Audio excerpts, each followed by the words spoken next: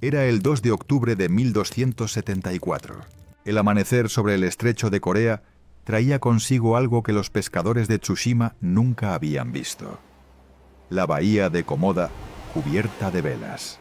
No 10 barcos, 900 embarcaciones llenaban el horizonte de extremo a extremo, cargadas con 30.000 guerreros mongoles, los mismos hombres que habían doblegado a China, aplastado a Persia y hecho temblar las puertas de Europa.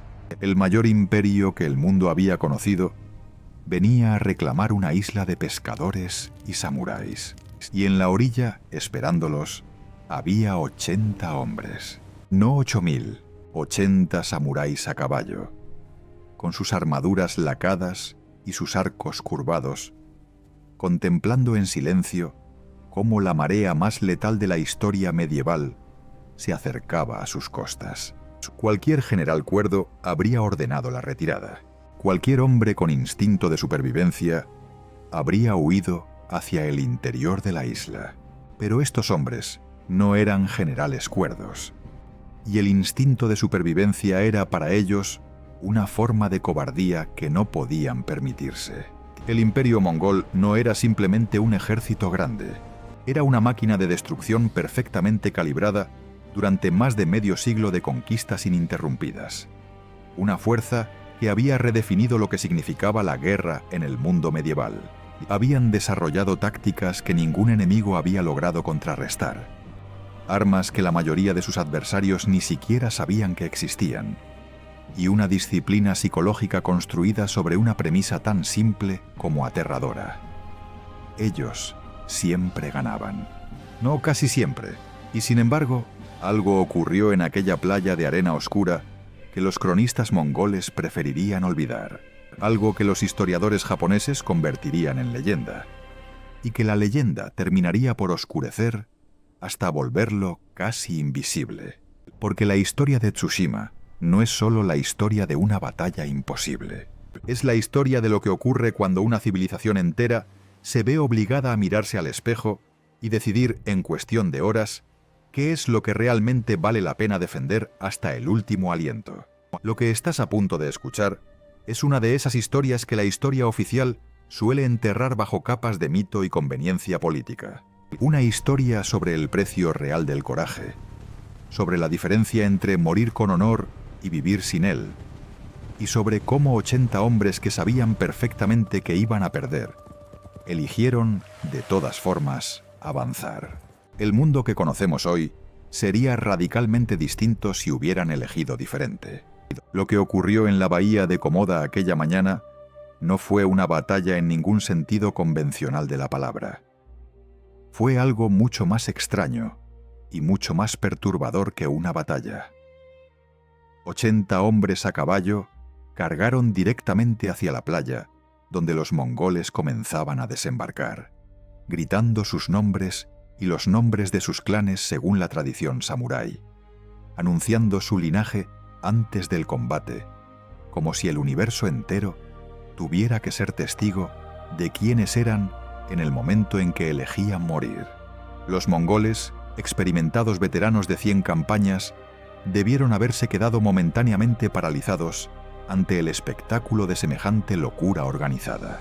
Pero los mongoles no tardaron en reaccionar, y cuando lo hicieron, los samuráis encontraron algo para lo que ningún entrenamiento los había preparado. Las formaciones cerradas de infantería mongola no se parecían a nada que hubieran enfrentado antes. Los arqueros japoneses estaban acostumbrados al combate de duelos individuales, a los desafíos formales, a un ritmo de batalla que tenía más de ceremonia que de carnicería industrial. Los mongoles no conocían esas reglas y no les importaba aprenderlas. Disparaban en oleadas coordinadas, se movían como un único organismo, y entonces sacaron algo que hizo que varios caballos se encabritaran en pánico: las tetsubiya, flechas incendiarias, y los wopao, proyectiles de pólvora que explotaban con un estruendo ensordecedor y lanzaban nubes de humo venenoso sobre las líneas japonesas. El trueno. Eso es lo que los sobrevivientes japoneses llamarían a aquellos proyectiles en los relatos que vendrían después. El trueno, que venía de la tierra, en lugar del cielo. Los caballos enloquecieron.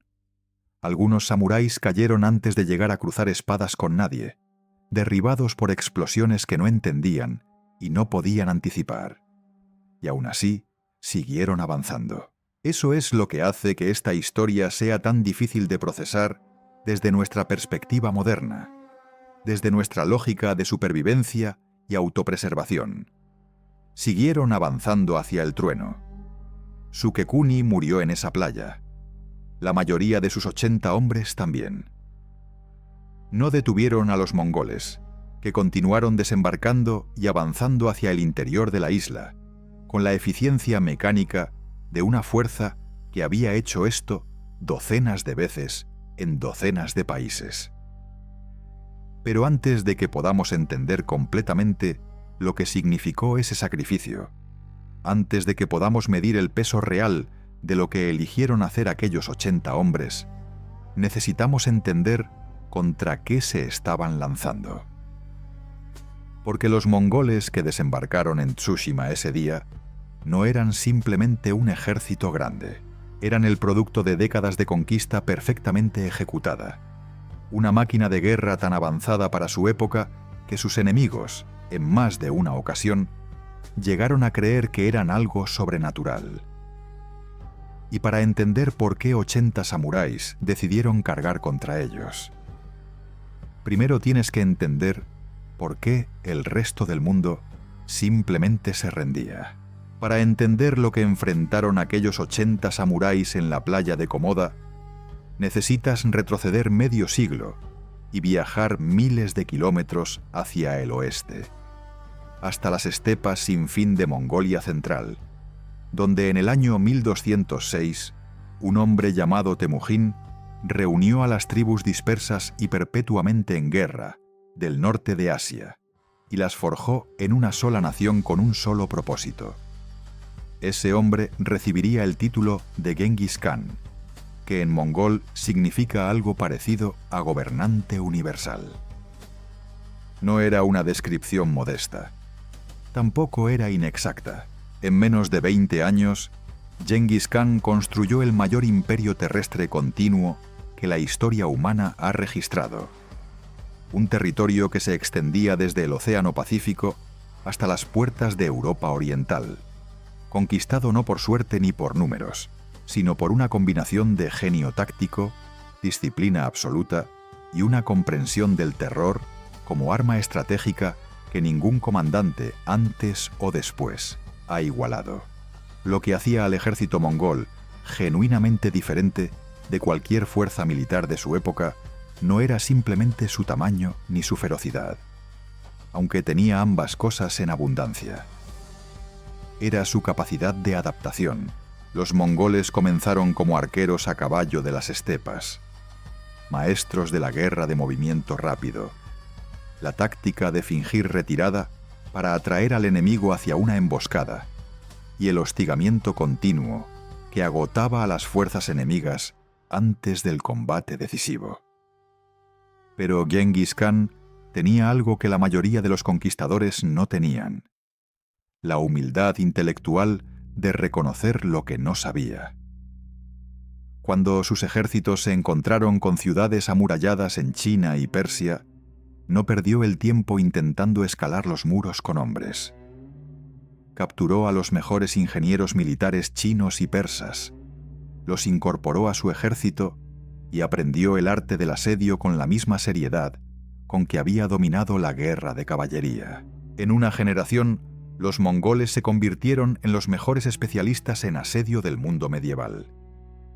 La lista de lo que habían destruido para el momento en que sus barcos aparecieron en el horizonte de Tsushima era tan larga que resulta casi difícil de procesar. La dinastía Jin del norte de China, con sus 60 millones de habitantes y sus ciudades amuralladas consideradas inexpugnables, había caído después de décadas de campaña sistemática. El califato abasí de Bagdad, el centro intelectual y cultural del mundo islámico, había sido arrasado en 1258 en una masacre tan completa que el río Tigris, según los cronistas de la época, corrió negro de tinta por los libros lanzados al agua y rojo de sangre por los cuerpos de los habitantes. Polonia y Hungría habían sido devastadas en 1241 en una campaña que demostró que ni siquiera la caballería pesada europea, la supuesta élite militar del mundo cristiano, podía detener a los jinetes de las estepas. Los mongoles simplemente los habían superado en velocidad, los habían dividido con tácticas de distracción coordinadas y los habían masacrado en detalle. Para cuando Kublai Khan, nieto de Genghis, dirigió su mirada hacia Japón, el imperio mongol había absorbido y perfeccionado las tradiciones militares de docenas de civilizaciones conquistadas. Sus ejércitos ya no eran puramente mongoles. La fuerza que cruzó el estrecho de Corea en 1270 incluía soldados mongoles, por supuesto, pero también decenas de miles de infantería china de la dinastía Song recientemente conquistada, caballería coreana del reino de Goryeo, que había sido subyugado décadas antes y ahora servía involuntariamente como plataforma logística para la invasión, e ingenieros militares especializados en las armas más avanzadas de la época. Era, en todos los sentidos, una fuerza multinacional de proyección de poder, el equivalente medieval de una coalición militar moderna con acceso a tecnología de vanguardia. Y esa tecnología era lo que más debería preocuparnos cuando pensamos en lo que esperaba a los samuráis. Los mongoles habían refinado el uso militar de la pólvora, que habían adoptado de los chinos, hasta convertirlo en un sistema de armas coordinado. Las tetsubiya eran flechas con cabezas de hierro que contenían pólvora y producían explosiones y humo al impactar, diseñadas no tanto para matar directamente como para aterrorizar a los caballos y romper las formaciones enemigas. Los huopao eran proyectiles explosivos lanzados con catapultas que producían detonaciones ensordecedoras y nubes de gases irritantes. Para un samurái japonés del siglo XIII, acostumbrado a un sistema de combate donde el trueno vivía exclusivamente en el cielo, escuchar esos sonidos venir de la tierra en medio de una batalla debía haber sido una experiencia que desafiaba cualquier marco de referencia conocido. Pero quizás lo más devastador de enfrentarse a los mongoles no era ninguna arma específica. Era su psicología colectiva y la psicología que producían en sus enemigos. Décadas de victorias ininterrumpidas habían creado en el ejército mongol una confianza que rozaba la certeza metafísica. Ellos no creían que iban a ganar, sabían que iban a ganar, de la misma manera en que sabemos que el sol saldrá mañana. Esa certeza era contagiosa en el sentido más destructor de la palabra, porque del otro lado producía exactamente lo contrario. Una duda paralizante, una sensación de inevitabilidad que hacía que muchos ejércitos se desintegraran antes de que el primer flechazo silbara en el aire. Los mongoles habían ganado batallas enteras sin combatir, simplemente porque la reputación de lo que hacían con los que resistían era suficiente para convencer a ciudades enteras de abrir sus puertas. Si te rendías, te trataban con relativa clemencia. Si resistías, no quedaba nada. Esa era la elección que Kublai Khan estaba ofreciendo a Japón. Y Japón, comenzando por 80 hombres en una playa, había elegido responder de una manera que los mongoles simplemente no tenían en su catálogo de respuestas posibles. Tsushima no era un lugar que apareciera en los mapas del poder. No tenía la grandeza de Kioto, con sus templos dorados y sus intrigas de corte. No tenía la fuerza militar de Kamakura, sede del shogunato que gobernaba Japón con mano de hierro desde hacía casi un siglo. Tsushima era una isla larga y estrecha, montañosa y cubierta de bosques densos, suspendida en el estrecho de Corea como una piedra lanzada a medias entre dos mundos. Sus habitantes vivían de la pesca y del comercio menor con la península coreana, y el clan que la gobernaba, el clan So, era una familia de segunda fila en la jerarquía feudal japonesa, conocida más por su utilidad como intermediaria comercial que por sus hazañas militares. No era el escenario donde uno esperaría que se escribiera una de las páginas más extraordinarias de la historia medieval asiática. Y sin embargo, a veces la historia elige sus escenarios con una ironía que ningún dramaturgo se atrevería a inventar. So Sukekuni tenía probablemente entre 40 y 50 años cuando los mongoles aparecieron en su bahía. Sabemos relativamente poco de su vida anterior a ese día, lo cual es en sí mismo revelador, porque en el Japón feudal del siglo XIII, los hombres que no habían hecho nada extraordinario antes de morir no solían dejar rastros en los registros históricos. Lo que sí sabemos es que había administrado Tsushima con suficiente competencia como para mantener la lealtad de sus guerreros, que había enviado al menos una advertencia formal al gobierno de Kamakura sobre la amenaza mongola, y que cuando llegó el momento no dudó. Eso, en última instancia, es lo que la historia recuerda de él, que no dudó. Es un epitafio extrañamente simple para un hombre que tomó la decisión más imposible que un comandante puede tomar, pero también es el único que importa. Para entender por qué Sukekuni hizo lo que hizo, necesitas entender lo que era un samurái en el Japón del siglo XIII, y no en el sentido romántico que las películas y las novelas nos han vendido durante décadas. Los samuráis eran, en su origen, guerreros profesionales al servicio de señores feudales, una clase militar que había surgido de la necesidad práctica de mantener el orden en un país fragmentado por rivalidades entre clanes. Pero durante los siglos anteriores a la invasión mongola, esa clase guerrera había desarrollado algo que iba mucho más allá de la simple competencia marcial. Una filosofía completa sobre la relación entre el ser humano, la muerte y el honor.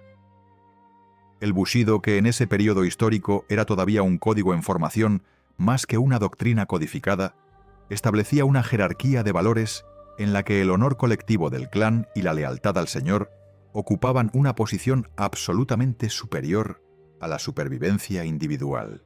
Morir en combate defendiendo lo que uno había jurado proteger no era una tragedia. Era el cumplimiento más completo posible de la propia existencia. Esto no era una abstracción filosófica para Sukekuni y sus hombres. Era la lente a través de la cual procesaban cada decisión de su vida cotidiana, cada entrenamiento, cada conversación sobre táctica y estrategia. Y esa lente producía guerreros con una característica que los mongoles, con toda su experiencia combatiendo a los ejércitos más diversos del mundo conocido, no habían encontrado en ningún otro lugar con tanta concentración e intensidad. Una genuina indiferencia ante la propia muerte cuando la alternativa era el deshonor.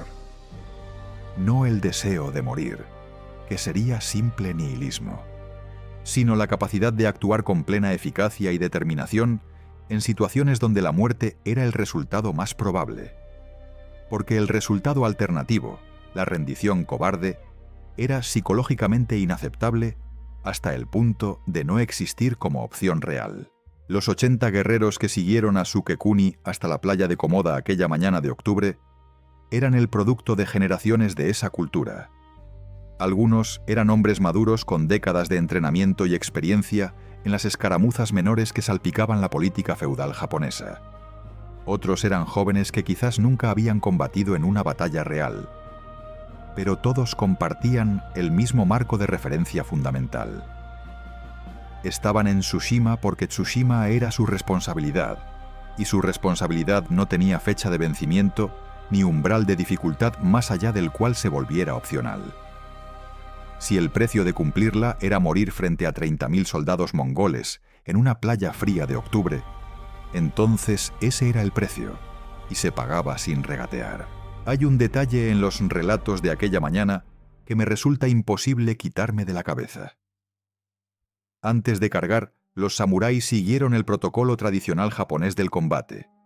Gritaron sus nombres, anunciaron su linaje, declararon ante el ejército mongol y ante el universo entero quiénes eran y de dónde venían.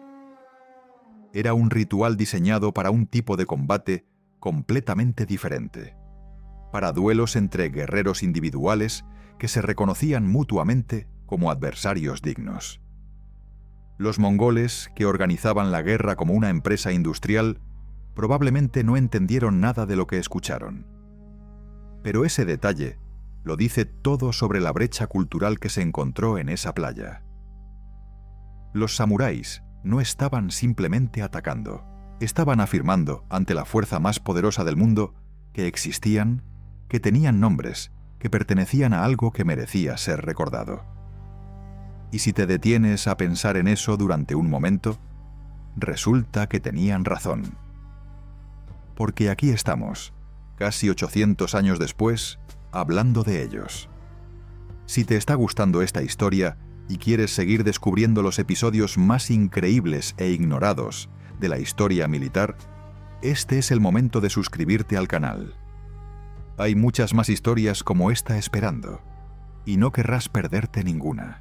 El amanecer del 2 de octubre de 1270, y llegó envuelto en una niebla baja que cubría la bahía de Komoda como una mortaja. Los sonidos llegaban antes que las imágenes. El crujido de los cascos contra el agua, el ritmo sordo de los tambores mongoles marcando el desembarco, el chapoteo de miles de botas y cascos golpeando la superficie del mar, mientras los primeros soldados vadeaban hacia la orilla. Sukekuni y sus 80 hombres los esperaban en la playa, a caballo, con las armaduras lacadas brillando en la luz gris de la madrugada. No había en esa escena ninguna posibilidad de confusión sobre lo que estaba a punto de ocurrir. La única pregunta era cuánto tiempo durarían. La carga comenzó con el ritual. Uno por uno, o quizás en pequeños grupos, los samuráis anunciaron sus nombres y linajes a voz en cuello, siguiendo una tradición que se remontaba siglos atrás en la historia del combate japonés. Era un acto que mezclaba lo práctico con lo sagrado. Identificarse ante el enemigo era una forma de reclamar la dignidad del combate individual, de establecer que lo que estaba por ocurrir no era una masacre, sino un enfrentamiento entre guerreros con nombres e historias. Los mongoles, formados en filas compactas en la orilla, no respondieron con el mismo protocolo. Respondieron con flechas. Cientos de flechas, disparadas en oleadas coordinadas por arqueros que habían practicado esa misma maniobra miles de veces en docenas de países distintos. Los caballos japoneses eran más pequeños que los mongoles, pero estaban entrenados para el combate y respondieron a las espuelas con la velocidad que la situación exigía. Los primeros samuráis en alcanzar las líneas mongolas debieron haber producido un daño real. Eran guerreros excepcionales con arcos de bambú que podían disparar con precisión mortal desde la silla. Y sus espadas, forjadas con una tecnología metalúrgica que estaba entre las más avanzadas del mundo, eran capaces de cortar a través de la mayoría de las armaduras de la época. Hubo muertes mongolas en esa playa, sin ninguna duda. Los registros posteriores de la invasión, incluso los chinos y coreanos que acompañaban al ejército, reconocen que los defensores de Tsushima combatieron con una ferocidad que sorprendió incluso a veteranos endurecidos. Eso no es una concesión menor, viniendo de fuentes que tenían todo el incentivo político del mundo para minimizar la resistencia japonesa. Pero entonces llegó el trueno.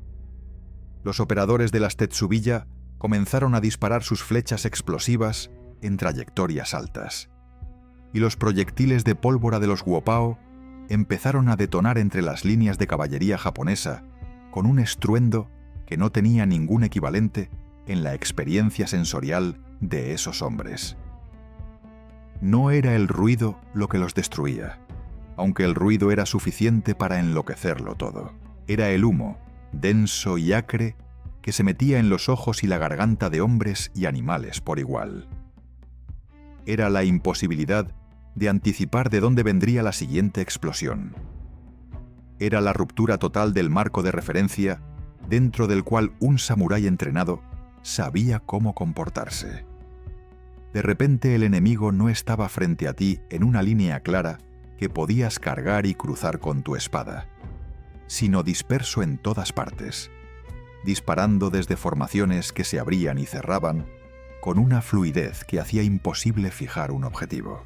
Sukekuni cargó de todas formas. Sus hombres cargaron de todas formas. Hay algo en ese hecho que me resulta casi imposible de articular sin caer en el sentimentalismo fácil. Pero voy a intentarlo.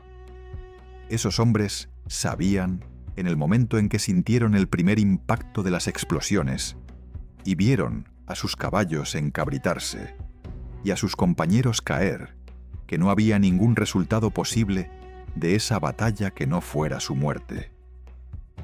No estaban actuando sobre la esperanza de sobrevivir. Estaban actuando sobre algo completamente diferente, algo que tiene que ver con la necesidad humana de afirmar, incluso en el peor momento posible, que uno es el tipo de persona que avanza en lugar de huir. Que cuando llegó el momento, estuvieron ahí. La batalla, si podemos llamarla así, duró probablemente menos de una hora. Los samuráis que alcanzaron el contacto directo con la infantería mongola combatieron con la habilidad que años de entrenamiento les habían dado. Y algunos de esos combates individuales debieron ser extraordinarios para quienes los presenciaron. Pero 80 hombres, sin importar su valor o su competencia, no pueden sostener una posición contra 30.000 durante más de lo que la física y la aritmética permiten. Uno por uno, los jinetes japoneses fueron cayendo, derribados por flechas, por explosiones, por la simple abrumadora presencia numérica de un ejército que podía reemplazar cada baja 10 veces sin notar la diferencia. Sukekuni murió en esa playa. La fuente exacta de su muerte no ha sobrevivido en los registros históricos, lo cual tiene su propia ironía cruel. El hombre que eligió morir para que su nombre fuera recordado es conocido hoy principalmente por el hecho de que murió, no por cómo lo hizo.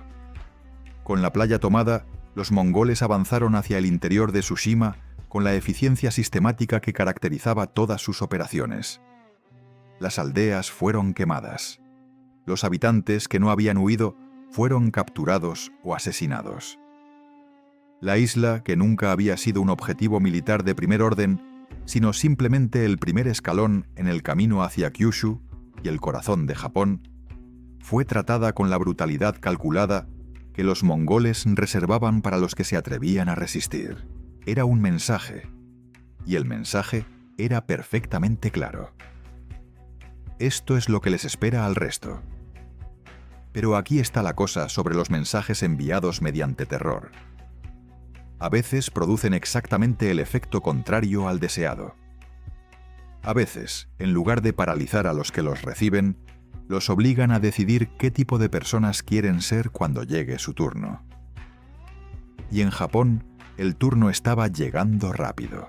Después de arrasar Tsushima, la flota mongola continuó hacia el sur y tomó la isla de Iki con la misma brutalidad sistemática que había aplicado en Komoda.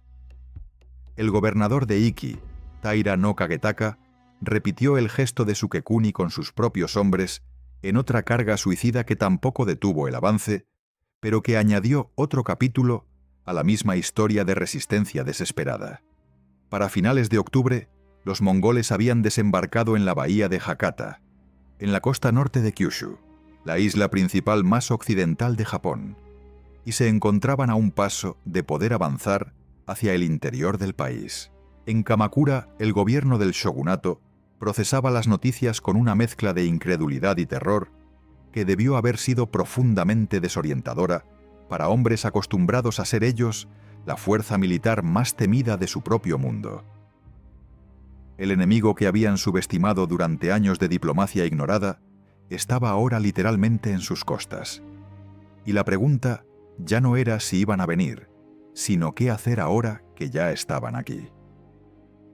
Lo que ocurrió a continuación en la bahía de Hakata es donde la historia empieza a complicarse, de maneras que los libros de texto raramente capturan con suficiente detalle.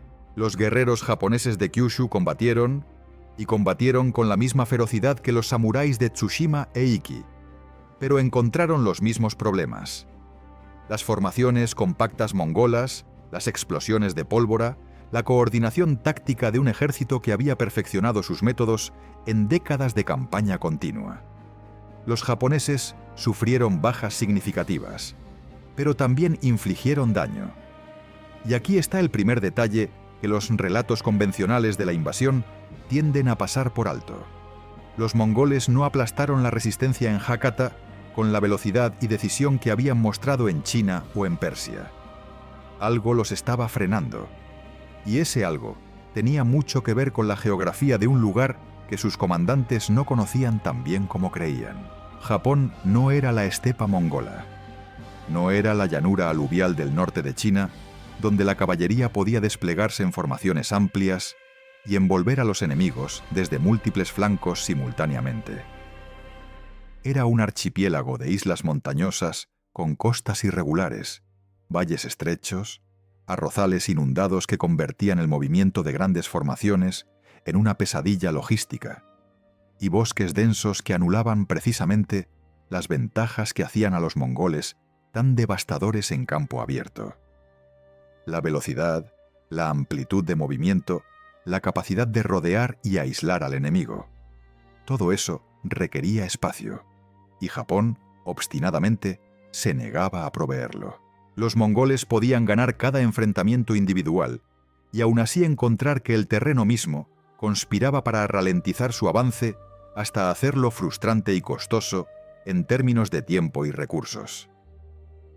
Y luego estaba el problema de la logística, que es la parte de esta historia que prometo que es más fascinante de lo que suena. Piénsalo de esta manera. 30.000 soldados necesitan comer todos los días, necesitan agua, necesitan reemplazar las flechas que disparan, las armas que se rompen, los caballos que se lesionan o mueren. En una campaña terrestre en Asia Central, eso era manejable porque los mongoles podían moverse rápido, vivir del territorio conquistado y mantener líneas de suministro a través de vastas redes de relevos. Pero en una invasión anfibia, todo eso cambia radicalmente. Cada tonelada de suministros tenía que cruzar el estrecho de Corea en barco. Cada reemplazo, cada refuerzo, cada saco de grano dependía de que las naves pudieran ir y volver con regularidad. Y el estrecho de Corea, en otoño, no es un lugar amable para las operaciones navales. Los comandantes mongoles en Hakata se encontraron aquella noche de finales de octubre con un dilema estratégico que ningún manual de sus victorias anteriores les había enseñado a resolver. Habían establecido una cabeza de playa. Habían derrotado a los defensores japoneses en los enfrentamientos directos. Habían demostrado una vez más la superioridad táctica de sus formaciones y sus armas. Pero no habían logrado la ruptura decisiva que necesitaban para convertir esa cabeza de playa en una conquista real. Los japoneses seguían combatiendo. El terreno seguía siendo hostil, y los suministros comenzaban a mostrar los primeros signos de tensión después de semanas de operaciones intensas. La decisión que tomaron esa noche es una de las más debatidas por los historiadores. Los comandantes mongoles ordenaron a sus tropas reembarcarse en las naves para reorganizarse y esperar refuerzos. Era una retirada táctica, no una derrota, pero era exactamente el tipo de pausa que los japoneses necesitaban desesperadamente. Esa noche, mientras los soldados mongoles dormían en sus barcos anclados en la bahía de Hakata, llegó la tormenta. Los registros japoneses la describen como un tifón de intensidad considerable. Aunque los historiadores modernos debaten si fue realmente un tifón en el sentido meteorológico estricto o simplemente una tormenta severa de otoño, que en el estrecho de Corea puede ser extraordinariamente violenta de todas formas. Lo que no está en debate es el resultado. Docenas de naves fueron hundidas o arrastradas contra las rocas, y el ejército mongol sufrió pérdidas significativas entre sus filas antes de poder retirarse hacia Corea con lo que quedaba de su flota. La primera invasión había terminado, no con una batalla decisiva, sino con una combinación de resistencia obstinada, logística sobreextendida y la intervención de una tormenta que los japoneses interpretarían como un signo divino. Pero aquí está la parte que transforma esta historia de anécdota a lección. Los mongoles volverían, y Japón tendría exactamente 7 años para aprender de todo lo que había salido mal, bien y diferente en esa primera prueba de fuego. 7 años para decidir qué tipo de país quería ser cuando llegara la segunda oleada. Kublai Khan no era un hombre acostumbrado a aceptar resultados inconclusos. Cuando la primera flota regresó a Corea en noviembre de 1270, y con sus barcos dañados y sus comandantes llenos de explicaciones sobre tormentas y terreno difícil, el Khan procesó la información con la frialdad pragmática que caracterizaba a los mejores líderes mongoles y llegó a una conclusión sencilla. Habían subestimado la operación. La solución no era abandonarla, sino hacerla más grande. Durante los siguientes 7 años, mientras sus diplomáticos enviaban misivas cada vez más amenazantes a la corte japonesa exigiendo sumisión, y los japoneses respondían ejecutando a los emisarios con una resolución que debió haber comunicado bastante claramente la dirección de la conversación, Kublai Khan construyó la mayor flota invasora que Asia había visto hasta ese momento. Cuando la Segunda Armada zarpó en el verano de 1281, llevaba entre 140.000 y 150.000 soldados distribuidos en 2 flotas separadas que debían converger en Kyushu desde direcciones distintas. Era una fuerza 5 veces mayor que la primera. Era en todos los sentidos medibles, irresistible. Pero Japón no era el mismo país que 7 años antes. Eso es lo que Kublai Khan no podía saber desde su trono en Pekín. Y es el corazón real de esta historia.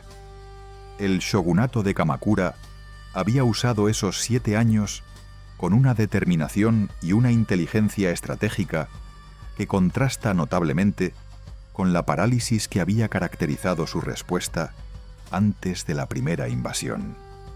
Habían construido un muro de piedra a lo largo de la bahía de Hakata, una barrera de 2 metros de altura y 20 kilómetros de longitud, que transformaba la playa más obvia para el desembarco en una trampa. Habían reorganizado el sistema de respuesta militar para que los señores feudales de Kyushu pudieran movilizarse en horas en lugar de días.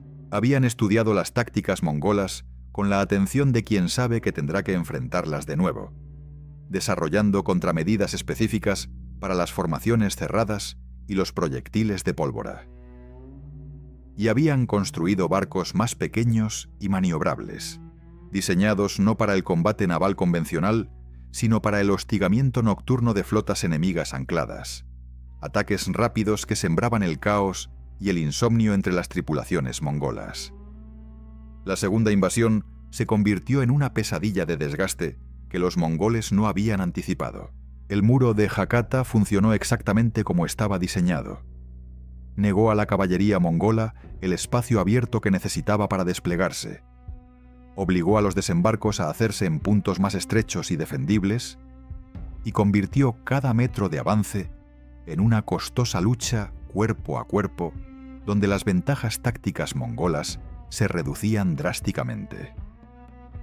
Los samuráis japoneses, que habían aprendido a no intentar duelos individuales contra formaciones cerradas y a concentrarse en desorganizar y fragmentar esas formaciones con ataques coordinados, demostraron ser estudiantes rápidos. Los ataques nocturnos con botes pequeños contra las flotas ancladas privaban a los soldados mongoles de descanso y producían bajas constantes en un entorno donde su superioridad en campo abierto no servía de nada. Las 2 flotas, que debían haberse unido para el asalto decisivo, tardaron semanas en coordinar su convergencia, semanas durante las cuales los defensores japoneses los mantenían ocupados y sangrando en las costas de Kyushu. Y entonces, en agosto de 1281, llegó el viento. Los japoneses lo llamarían kamikaze, que significa viento divino. Y la elección de ese nombre dice todo sobre cómo procesaron lo que ocurrió. Un tifón de excepcional violencia barrió el estrecho de Corea y la bahía de Hakata durante 2 días completos, destrozando las flotas mongolas con una eficiencia que ningún ejército humano había logrado. Las estimaciones de las pérdidas varían enormemente según la fuente, pero el consenso histórico moderno sugiere que entre 1/3 y la mitad de las fuerzas invasoras perecieron en la tormenta o en los días inmediatamente posteriores, cuando los supervivientes varados en las costas japonesas fueron capturados o muertos. De 140.000 soldados, quizás 70 u 80.000 regresaron a China y Corea. Fue la mayor pérdida militar sufrida por el Imperio mongol en toda su historia. Kublai Khan planeó una tercera invasión, pero las rebeliones internas en China y la resistencia de sus consejeros más sensatos la postergaron indefinidamente hasta que la muerte del Khan en 1290 y la archivó para siempre. Ahora detente un momento y piensa en lo que hubiera ocurrido si los tifones no hubieran llegado. Piensa en un Japón conquistado por los mongoles en 1281, convertido en plataforma para una expansión ulterior hacia el Pacífico. Piensa en las consecuencias para las rutas comerciales, para el desarrollo del budismo zen, que florecería en los siglos siguientes, para la cultura que produciría siglos después todo lo que el mundo moderno asocia con Japón. La historia del mundo es, entre otras cosas, la historia de las tormentas que llegaron en el momento preciso. Pero aquí está lo que me parece más importante de todo. El tifón no hubiera importado si el muro de Hakata no hubiera existido. No hubiera importado si los japoneses no hubieran aprendido a combatir de manera diferente. No hubiera importado si Sukekuni y sus 80 hombres no hubieran comprado con sus vidas el tiempo y la determinación que Japón necesitaba para transformarse en el adversario que finalmente resistió. Los samuráis que murieron en Tsushima en octubre de 1270 y no ganaron ninguna batalla. Eso hay que decirlo con claridad, porque la historia se merece esa honestidad. Fueron derrotados de manera rápida y absoluta por una fuerza que los superaba en número, tecnología y experiencia, de una manera que hacía el resultado prácticamente inevitable, desde el primer momento. Pero eligieron combatir de todas formas, y esa elección envió un mensaje que resonó a través de todo Japón, con una claridad que ningún discurso político hubiera podido igualar. Esto se defiende, y se defiende hasta el final, y si el final llega mañana por la mañana, en una playa fría frente a 30.000 enemigos, entonces así sea. Hay una pequeña capilla en Tsushima hoy, en el lugar donde se libró aquella batalla imposible, dedicada a Sosukekuni y a los hombres que murieron con él. No es un monumento grandioso, es un lugar tranquilo donde el viento llega del mar, y el sonido del agua contra las rocas es exactamente el mismo que debieron haber escuchado aquellos 80 hombres en sus últimos minutos. Si algo de lo que has escuchado hoy te ha llegado de alguna manera, te pido que dejes un comentario contándonos qué parte de esta historia te ha impactado más, y que compartas este video con alguien que creas que necesita escucharla. Las historias como esta merecen ser recordadas, y la única manera de asegurarse de que lo sean es seguir contándolas.